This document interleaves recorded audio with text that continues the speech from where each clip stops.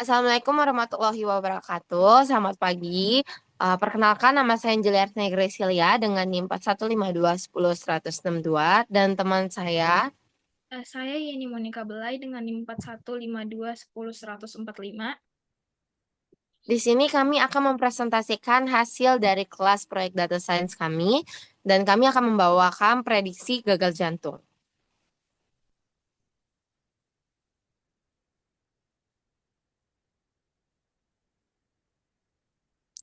Untuk pertama-tama kami akan menjelaskan apa itu eh, gagal jantung terlebih dahulu. Untuk penyakit kardiovaskular adalah penyebab kematian paling umum secara global, diperkirakan merenggut 17,9 juta jiwa setiap tahunnya, atau menyumbang 31% dari seluruh kematian di seluruh dunia. Gagal jantung merupakan kejadian umum yang disebabkan oleh penyakit kardiovaskular. Hal ini ditandai dengan ketidakmampuan jantung memompa pasokan darah yang cukup ke tubuh. Tanpa aliran darah yang cukup, semua fungsi utama tubuh akan terganggu. Gagal jantung adalah suatu kondisi atau kumpulan gejala yang melemahkan jantung. Untuk selanjutnya, agenda dari presentasi kami kali ini yaitu yang pertama, kami akan mengimpor perpustakaan, yang kedua, memuat data, yang ketiga, analisis data, yang keempat, pre-processing data, yang kelima, pembangunan model, dan yang terakhir, kesimpulan. Untuk pertama-tama, untuk secara umum, kita mengimpor beberapa pustaka dan modul yang digunakan dalam analisis data, seperti untuk visualisasi, pra- pra-pemrosesan data, dan pemodelan deep learning, seperti gambar ini.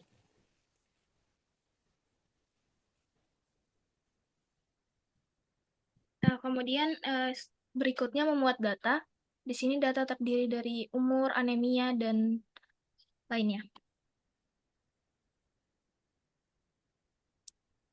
Ini untuk data analis pertama, yaitu jumlah pasien berdasarkan status kematian, atau dinamakan di grafik death event.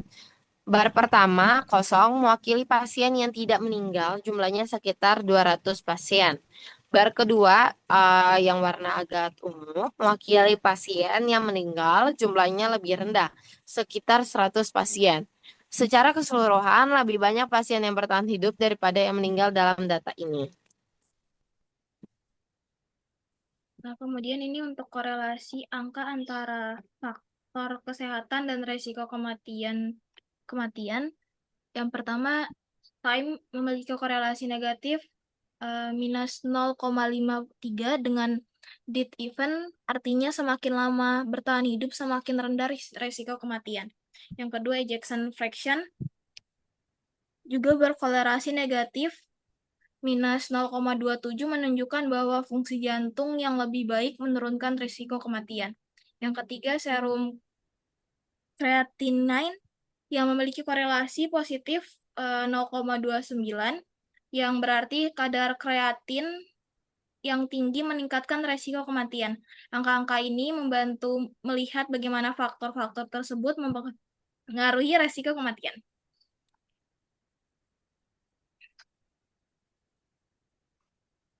Di sini terdapat plot hitungan usia, yaitu mengevaluasi distribusi usia. Nah, grafik ini itu menunjukkan bahwa usia mempengaruhi resiko kematian. Nah, seperti yang kita lihat di grafik ini, bahwa pasien usia 40 sampai 60 tahun lebih banyak yang bertahan hidup. Sedangkan resiko kematian meningkat pada pasien usia 70 sampai 80 tahun. Kesimpulan yang dapat diambil itu semakin tua usia, terutama di atas 70 tahun, semakin tinggi resiko kematian. Kemudian selanjutnya masuk ke data preprocessing. Di sini hasil dari deskriptif dari dataset yang sudah dinormalisasikan dengan nilai rata-rata seperti min. Semua rata-rata memiliki 0 karena normalisasi. Yang kedua yaitu STD, standar deviasi, yaitu hampir semua variabel memiliki standar deviasi 1, menunjukkan data sudah di skala. Ya, berikutnya yaitu min dan maksimalnya, rentan nilai maksimum dan minimum setelah normalisasi. Yang keempat yaitu persentase 25%, 50%, dan 75%, yaitu nilai distribusi pada berbagai titik persentase membantu memahami sebaran data. Dan yang terakhir, ini membantu menunjukkan bahwa dataset telah dinormalisasi sehingga fitur-fitur memiliki skala yang sama.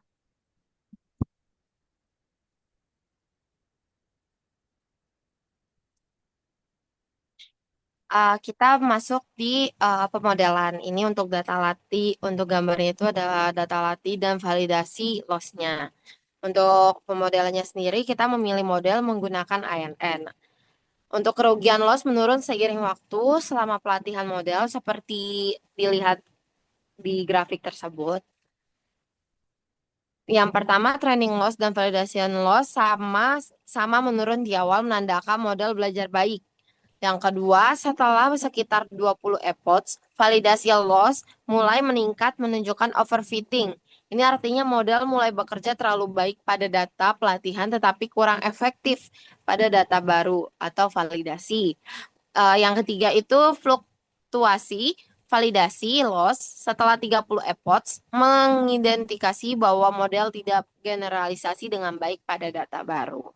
Dan kita di sini memakai perbandingan 80 banding 20 untuk pemodelan ANN.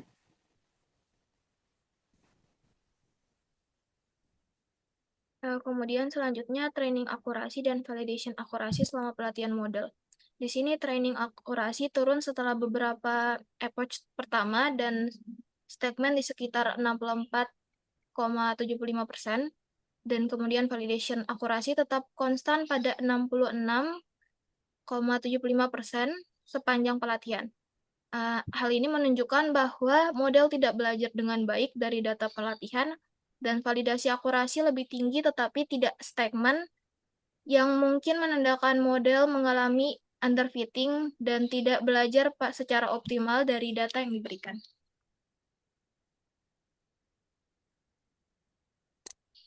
Di sini ada hasil confusion matrix yang menunjukkan performa model klasifikasi tadi. Nah, di sini itu ada 0,76 di kotak kiri yang berwarna hijau, menunjukkan bahwa model berhasil memprediksi 76% dari kelas 0 pasien yang tidak meninggal dengan benar. Dan 0,24 di gambar ungu muda di kotak kiri di bawah, berarti 24% dari kelas 1 pasien yang meninggal salah diprediksi sebagai kelas 0. Tidak ada prediksi yang benar untuk kelas 1 dan model tidak mampu mendeteksi kasus kematian dengan baik. Ini menunjukkan bahwa adanya ketidakseimbangan dalam prediksi model, terutama untuk kelas 1 untuk kematian.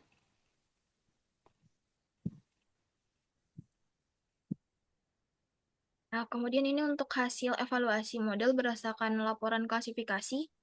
Kelas 0 tidak meninggal dengan precision 76% dan recall 100%, kemudian Evans score 86% menunjukkan model sangat baik dalam memprediksi pasien yang bertahan hidup. Untuk kelas 1 yang meninggal, precision, recall, dan Evans score-nya semuanya 0% menunjukkan model gagal memprediksi pasien yang meninggal. Kemudian akurasi untuk keseluruhan yaitu 76%, namun karena performa yang buruk pada kelas 1, model ini tidak cukup handal untuk mendeteksi kematian. Hasil ini menunjukkan ketidakseimbangan dalam prediksi model.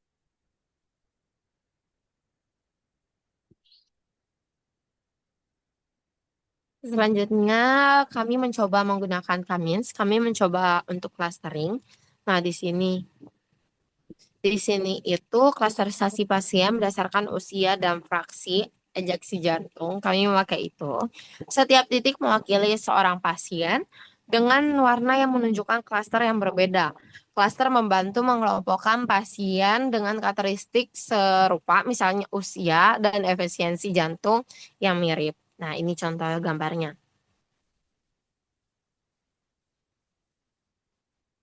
Kemudian dari hasil penelitian kami, ada beberapa kesimpulan yang dapat kami ambil.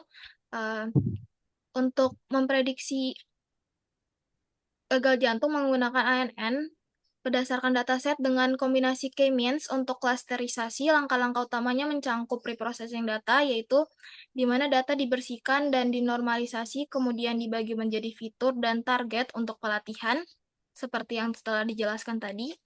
Kemudian pembangunan model ANN dibangun dengan lapisan-lapisan distance batch normalization dan dropout yang mengurangi overfitting. Kemudian evaluasi model, model mencapai akurasi validasi sebesar 66,67% dengan klasifikasi hasil yang tidak seimbang antara pasien yang bertahan dan meninggal. K-means digunakan untuk klasterisasi fitur berdasarkan usia dan fraksi ejeksi.